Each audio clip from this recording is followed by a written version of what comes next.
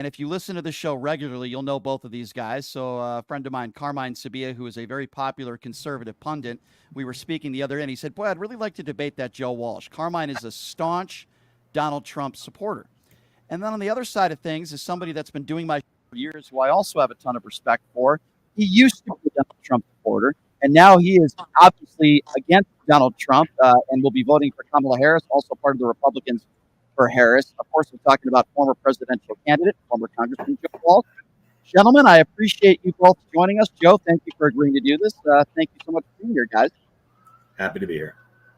Hi, good to be with you. Carmine, how are you, my friend? Good to see you, Joe. And for the people watching, I'm friends with both of these guys.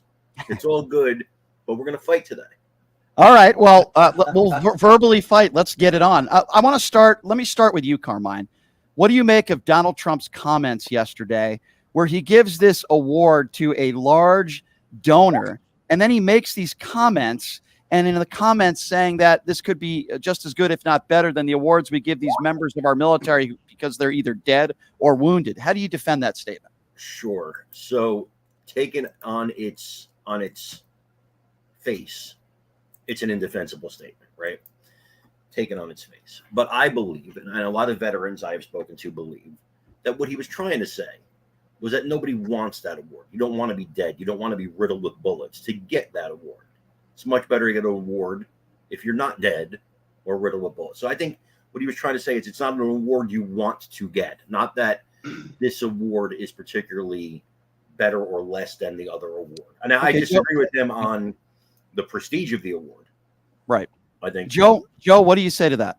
And by the way, this is one of the reasons I respect Carmine, because he's a straight shooter. It was a horrible, ugly, despicable thing to say. Carmine acknowledges that. It doesn't come out of nowhere, though. Trump has a history, right, of hating on our troops. And that's what think about what he said.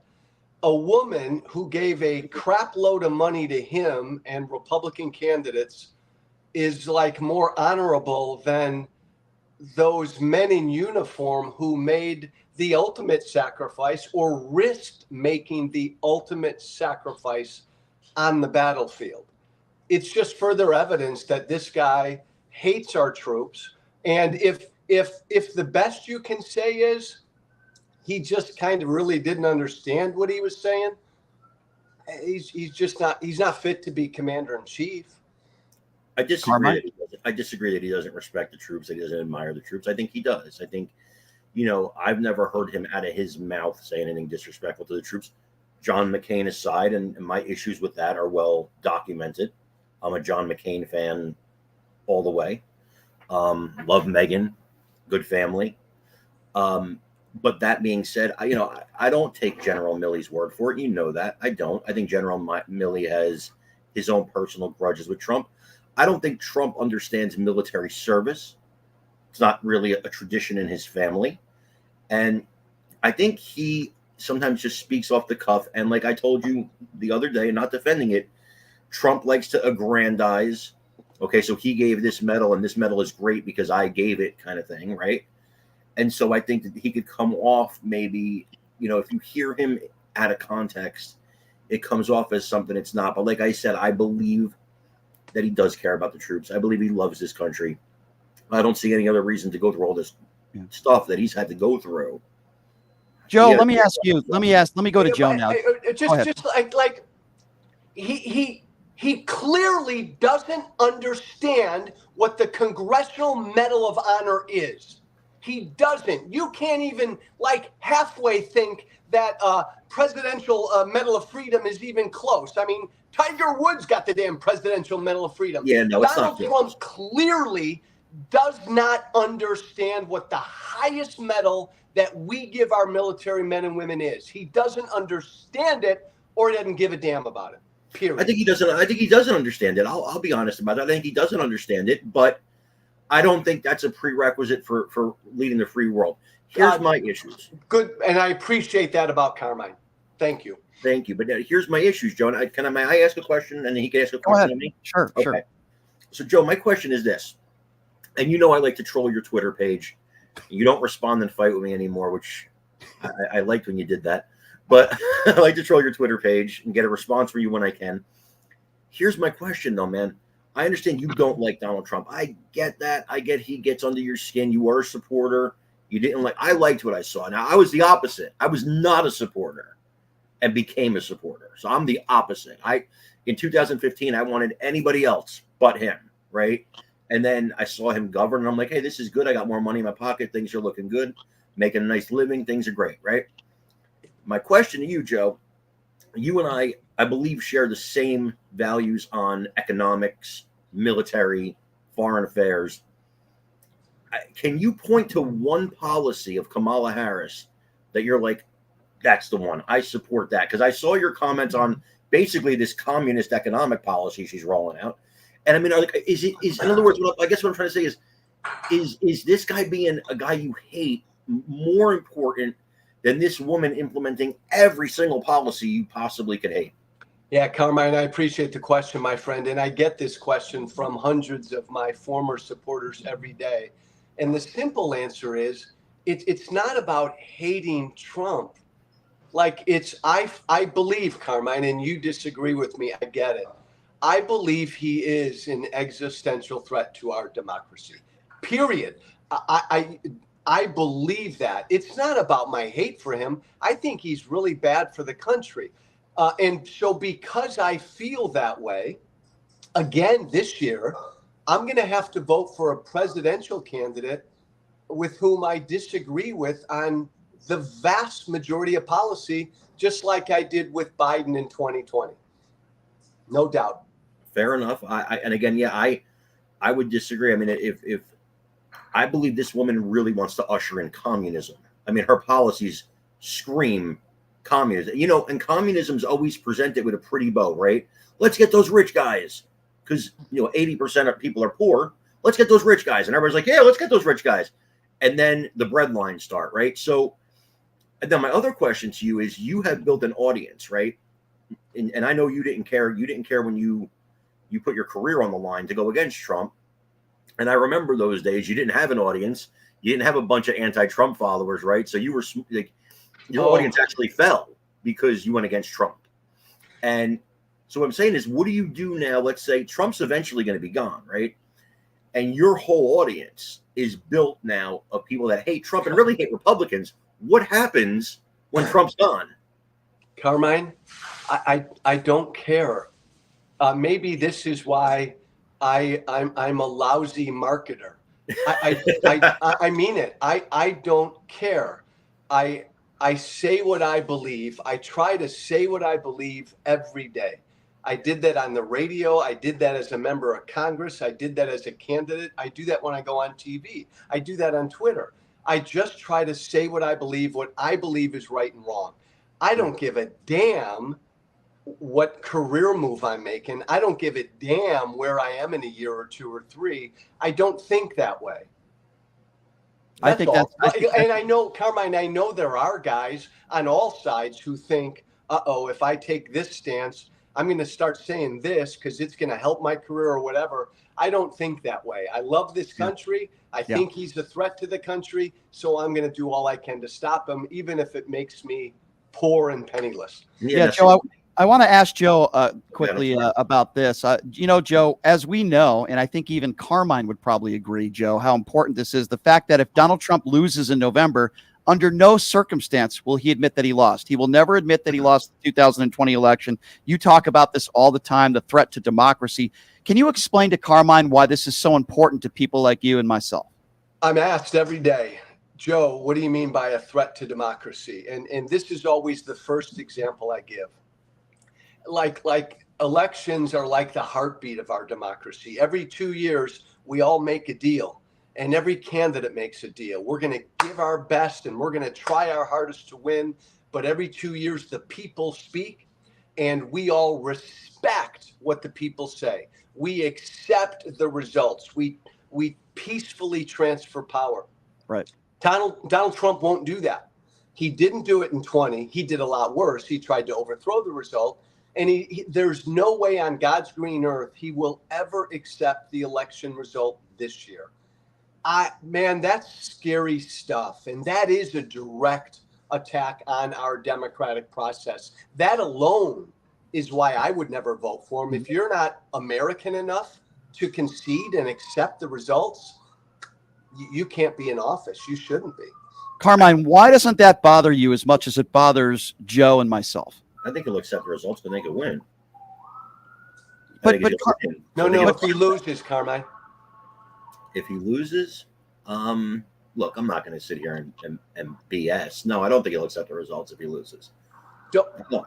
Is that kind of like, is that a big deal to you? He's got a huge ego. I no doubt about that. The man has a huge ego. Is it a big deal to me? I don't like it. I mean, you can go read my tweets from, I just read one the other day because somebody pointed out to me when he didn't go to the inauguration, and I tweeted to him. I thought, I mean, not that he's going to listen to me, but it's like, I thought that was wrong, because a bedrock of our democracy and a bedrock of our republic is the peaceful transfer of power. It's very important. Even if you believe you're slighted, Al Gore felt like he was slighted, but. And even Al Gore conceded, and even Hillary conceded. And I've been a candidate, and I've won and I've lost. The entire system depends upon the person who lost saying, damn it, it happened, the people spoke, I accept it. And if losing candidates don't say that, the system comes undone. And we're seeing that because his supporters don't accept results now. And now we got guys out in the states who may not certify the results. This is really scary stuff. Here's my problem with that. Hillary conceded, but then Hillary and her Democrat friends spent the next 4 years literally using the words illegitimate president about Donald Trump. So you could concede and then call them illegitimate. I believe Karine Jean-Pierre said in one of her tweets that he stole it. And then, you have Stacey Abrams didn't concede. Stacey Abrams contended. So it's not just a Trump thing. No, but my friend, to be technical, and I love you like a brother, you're my Irish brother. It is a technical thing, only in this regard. He's the only sitting president in American history who lost an election and did not concede and did not participate in the peaceful transfer of power. Look, all candidates have supporters who will never accept the results. Big deal. That's always been the case. I'm talking about the candidates, the men and women in the arena who make a deal. I'm going to run, put it all on the line, and I'm going to live according to what the people say. It's incumbent upon the candidates to accept that result. I agree. And he's the only one who didn't. I agree. He should have accepted it, even though I have tremendous issues with the 2020 election. I don't believe it's stolen. I'm on record saying I do not believe it was stolen. I believe there was a liberal use of usurping the state legislatures to create massive mail-in ballot and drop-off boxes. I'm against, and I'll always be against, starting election voting in September. How really early of an advance do you need to vote? I mean, and by the way, Brian, Carmine makes a really good point. And this is, again, what I appreciate about Carmine. If Trump had begun to say that in 2020, look, because of COVID, we've got states doing different things and all these automatic ballots being mailed. Like, come on, guys. Like, if Trump had talked like that in 20, but no, instead he said fraud, stolen, fraud, stolen. Still does. Still does. And he references I believe the votes were real. But there were real votes cast by real people. You're going to have some stragglers that there's going to be some fake votes, right? Some illegal votes in every election for all time, right? Yeah. You can't stop every human being but I don't think anything discernible that changed the course of the election. I think that the results are the results.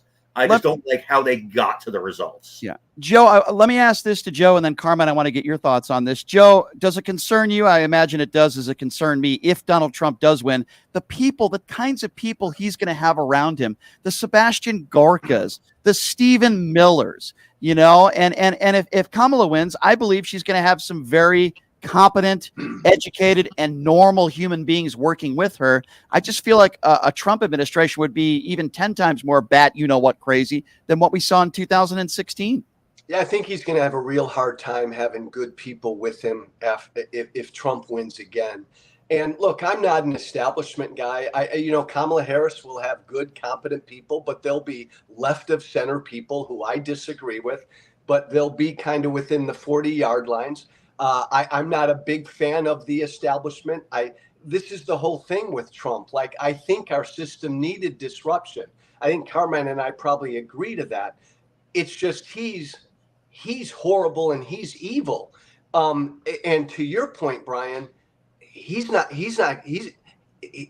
already signaled to us that if he wins, he's going to feel like he's got no effing restraints on him. And he's saying this, and that's un-American. That's really scary stuff. Carmine, what do you say to that? Sure. I think, first of all, I think he'll leave office after his 4 years are done. I don't think he's going to be like, I'm going to, he left, right? At the end of 2020, he left. He didn't want to leave, but he left. So he left, and he'll leave again. Carmine sounds like my friend and former colleague, Mick Mulvaney, who wrote an op-ed in the Wall Street Journal a week or two before the 2020 election entitled, "Oh, don't worry, Donald Trump will peacefully accept the results of the election." Who knows, man, what Trump will try to do. Yeah, I think, I do think he'll have competent people around him, because I'll tell you why. No matter what people say, people in D.C., they are, I don't want to say anything to get me in trouble, but they're like magnets to those jobs, right? I mean, anybody could be president. They are magnets to those jobs. They want that closeness to power. And I think you'll get good people. I think Trump will hire good people. I pray he hires better people than I think he had last time. Listen, for any president, you have to hire people that are on board with your agenda. When the people you hire are behind your back trying to undermine your agenda, this is a bad thing. Yeah. And there was too many establishment people in the first administration. Mm-hmm. I think you need to have people that are competent, good at their jobs, but believe in the same vision that he believes in. Right. And I believe in a more nationalist vision. I don't believe in an isolationist vision. I think that's dangerous to our national security. I think all three of us are in agreement here. Carmine, Brian, here's one policy difference you asked me, Carmine. If Kamala Harris wins, she'll support Ukraine and Zelensky. If Trump wins, he'll support Putin. I think that's a clear difference. I don't think he'll support Putin. I think he'll support ending this war, this forever war that is just funneling money to the military-industrial complex and costing hundreds of thousands of lives of Ukrainians and Russians, when there is somewhere you can meet in the middle on here. This is not like Israel. This is not the same situation as Israel, when the surrounding countries are like, their starting point is, we want all the Jews dead. You can't negotiate from that position. But I think you can negotiate a peace here with Putin and with Zelensky that I believe that the military-industrial complex does not want to see happen. They don't care how many hundreds of thousands of people are dead, as long as you're pumping money back in to make more missiles, more bullets, more jets. So I think that we've gone more crazy over there, and we're dancing on the toe. Our toes on the line of World War III there. This is, and again, just one real quick point, Brian. This war isn't being driven by us. These are the Ukrainian people who for 3 years have been defending the sovereignty of their land. They're going to end this war when they get their country back. But I think, it's not as simple as that over there with Ukraine, right? Carmine, it's not our fight. It's not. No, it's not. No, if we backed out of it, right, it'd be over. This is their country that was invaded. They will decide when they end this war. But they're using our checkbook to do it, Joe. No, you know what? They're using their checkbook. They're using France's checkbook. They're using NATO's checkbook. They're using the checkbook of the free Western world, which is a damn good thing, standing up to an evil dictator. Carmine, come on, I'm not going to defend Vladimir Putin here, but you have to understand that Trump will. We'll let Trump do that. You have these sections, right, that are Russian speaking, that are traditionally, these were Russian. It's a very convoluted place over there. There's no invade Ukraine. Carmine, did Putin invade Ukraine? Yes or no? Sure, absolutely. Thank you. Stop. But it's not that simple. Yeah, it is. It's not that simple, because you have sections of Ukraine that want to be part of Russia. You're losing the audience. I'm losing the audience. He wanted to invaded. go to He Russia. invaded a sovereign country. End of story. Correct. And Donald Trump refuses to call out Vladimir Putin, where Joe Biden has called him an evil dictator, and among other things. Joe, I want to give you this opportunity to talk to Carmine and ask him some things, but I guess I would say this. You talk to all sorts of different Donald Trump supporters. Some are crazy lunatic conspiracy theorists. We all both know that Carmine's a good dude. He's an intelligent guy, but he's supporting Donald Trump no matter what. So in regards to that, what would you say or ask Carmine of his support for Donald Trump?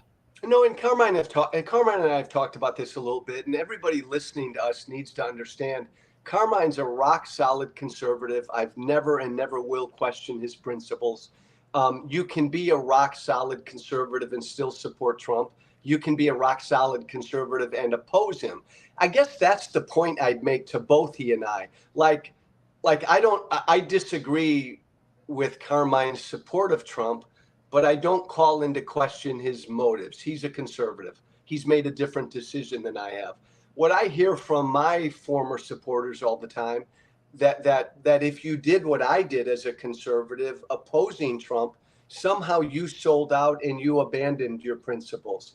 Carmine, I don't think you believe that about me, do you? No, but I do say it to you sometimes on Twitter to try and get you to argue with me. I have thousands of people firing me every day. I try, and Brian knows I love to troll and start the fight, right? But no. But you acknowledge that you can be a conservative on either side of this Trump question, right? Meghan McCain is a friend, and I love her, and she's a hardcore conservative. She hasn't sold out any of her values, and she, and I put you and Meghan in a certain camp, and I put Anna Navarro and some others in a different camp.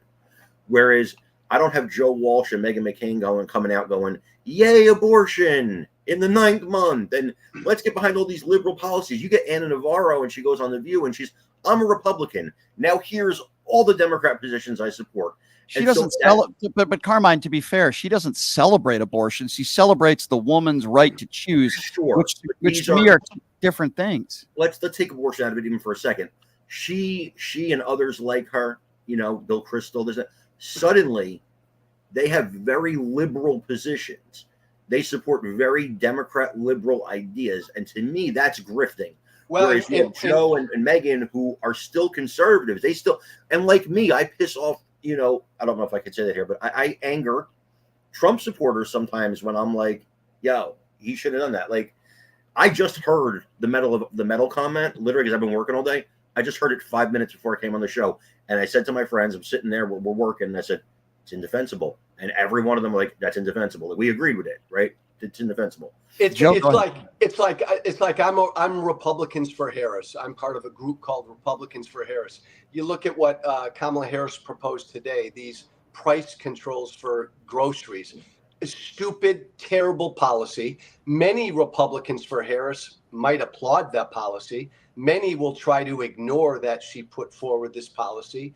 Or some Republicans for Harris, like me, will say, bad idea, terrible policy, but I'm still supporting her because Donald Trump is he's a lawless, un-American psychopath. So it's not about policy to me. That's what I wanted to bigger understand. Threat here. That's what I wanted to understand with you, because I'm saying she's going against everything you believe in, and you're still going to cast a vote for her. And that's a bridge I can't cross. That's a bridge. Is she really? But hold on. Is she really going against everything Joe Biden believes in? For example, giving not Joe Biden. Treating the LGBTQ community with respect, not attacking transgenders, the top 1%, the biggest tax breaks for the rich under Donald Trump. Is she really going after all of Joe Walsh's principles when she talks about equality? When she talks about what do you mean? No, I don't understand. Not on equality. Not on equality. But I haven't seen Trump come out and say anything negative about let's put LGBTQ people in camps or something. The far right is against gay marriage. They're against the far right. You talk about Donald Trump or the far right. It's two different things. Okay, well, a lot of the people on the far right are going to be voting for Donald Trump, and a lot of people in the KKK are going to vote for somebody else. A lot of people in the KKK are going to be voting for Donald Trump. Guys like David Duke. So let's So be factually accurate with that. If a serial killer, we don't know he's a serial killer yet. He still has the right to vote. Votes for Kamala Harris. 10 years from now, we find out that serial killer voted for Kamala Harris. Does Kamala Harris support serial killing? You want to attribute so many people who are voting for Trump and saying, well, if you could find me one prominent racist bigot that is going to be voting for Harris, you let me know. I've been to both. Voted for Biden. I've been to both rallies, my friend. I've been to Trump rally in the last 2 months. I've been to a Harris rally. They're completely different. 99.9. That doesn't matter. I'm worried about what the candidate said. If Trump came out tomorrow attacking black people, attacking the LGBT community, that would be a line in the sand I couldn't cross. He does. Okay, let's talk about that. Joe, what do you Donald Trump going after Harris's blackness, right? He continues to call her stupid. I mean, she is stupid. Oh, come on, Carmine. Joe, you think this is an intelligent woman? Stop, my friend, because you're better than that. That's something Seb Gorka or some idiot would say. You're not an idiot. But she's not right. Carmine, let me just ask a simple question. Do you know her? Because I don't. No, but I know her speak. Okay, Carmine, you've heard Donald Trump speak. Is he bright? Come on now. That's when we get to that level of discourse, like Kamala Harris is dumb. Like, you don't know her. I don't know her. There's no way she's not a fairly intelligent woman. Disagree all you want with her policies. But we can't go down that road. But I think her policies are dumb and she's a bad public speaker. Okay, hold on. That's different. You may think her policies are dumb, but to call that woman dumb, uneducated, stupid, that's silly, ugly, divisive stuff that Trump engages in. You're better than that. But what I worry about Joe is that she's a puppet. She's a marionette, right? Because here's Kamala Harris. Here's all my positions I had in 2019. And now here I are in 2024, and I don't believe any of these things anymore. Oh, I have brother, changed all my brother. Hey, then get in line, right? Get in line, because Donald Trump was a pro-choice Democrat not so long ago. What's his name? J.D. Vance thought Trump was Hitler 3 or 4 years ago. Come on now. All politicians do that. Moderate to try to get elected. But J.D. Vance thinking something and then saying, yeah, but I saw him govern, and I'm on board with that now, and I changed my mind. That's one way to explain it, yeah. Kamala Harris hasn't given a reason why her positions have suddenly changed. Suddenly, she's not for Medicare for all. Suddenly, she's not for an open border. Suddenly, she's all these changes now that she's made. She's suddenly not for packing the Supreme Court. And to be fair, I've been on record saying, who are you? Tell us where you stand. There are a lot of never Trumpers who are applauding her changes because she's moving toward the middle. I want to find out how real and sincere these are. I kind of believe that Kamala Harris has grown and has kind of grown into herself. And I think she's much more in command as a candidate now than she was 4 years ago. But I was always a politician who didn't change. So I'm always suspect of politicians who change, but I'm going to give her a break. But again, last point, it's not about policy to me. It's about stopping that man. That's the difference. And so Kamala Harris has grown as a candidate only because she's starting on third base now. And I think if you had an open Democrat primary, Gavin Newsom wins it or Gretchen Whitmer wins it, not Kamala Harris. I think. I don't know about that, because remember, Carmine, it was the Biden-Harris re-election campaign. From the start, she's the VP. She's the natural heir. I mean, that made all the sense in the world transitioning to her, I think, when Biden decided. Well, you didn't have time. You didn't have time for a primary. You couldn't do a 5-booth primary. But also give her some credit. She's run a hell of a campaign for 3 or 4 weeks, hasn't she? Absolutely. Yes. I do give her credit. I want to give you guys a last word chance here. Both of you have huge social media followings. A lot of people care. I'm one of them. What both of you have to say. The political climate that we're in right now, we're just a few months out from what could be the largest voter turnout election in American history. Carmine, I'll start with you now. What do you make of where we're at right now? Where do you see this thing going? Who's going to win? Make a prediction. Okay. I see in the polls today that the Kamala momentum is coming down a little bit, and Trump's coming back up. She'll get a bump in the polls next week with the DNC. You're not going to really know where things are, I think, until about 2 to 3 weeks into September. I'm still going to predict Donald Trump victory.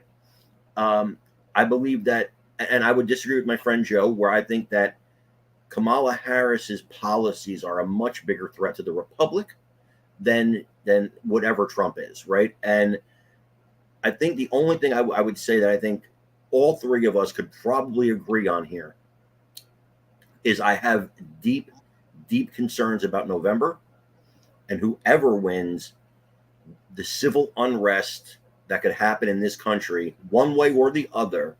We are at a tipping point, I think, not seen since the days of Abraham Lincoln in this country, and it concerns me. And I see people talk about civil war and stuff like that so willy-nilly and just fling those words around, not knowing how serious and devastating it could be. So I would say to people that whoever wins, accept it, move on with your life. You can vote again in 4 years.